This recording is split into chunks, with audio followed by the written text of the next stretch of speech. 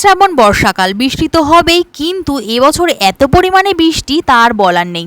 আর কদিন ধরে তো খুব বৃষ্টি আমাদের এখানে। তোমাদের এখানে কি বৃষ্টি হচ্ছে?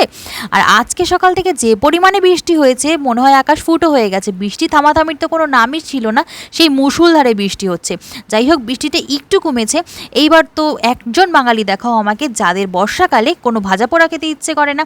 আমার তো মুখ বলছে কিছু ভাজা দিয়ে সকালের ভাতটা খেতে হবে বড়া। তাই কী করি, বর্ষার মধ্যে কোথায় যাই? তখন ভাবলাম যে ছাদে তো একটা চাল কুমড়ো গাছ হয়েছে, সেখান থেকে দুটো পাতা ছিঁড়ে নিয়ে আসি।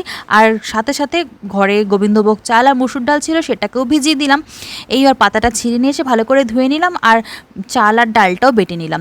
এবার বাটাটার মধ্যে অনেকটা লঙ্কা কুচি, কালো জিরে, হলুদ, লবণ দিয়ে ভালো করে ফেটিয়ে পাতার মধ্যে লাগিয়ে নিলাম। এবার তেলের মধ্যে মুচমুচে করে ভেজে নিলাম, আর সাথে ছিল ধোয়াটা গরম ভাত।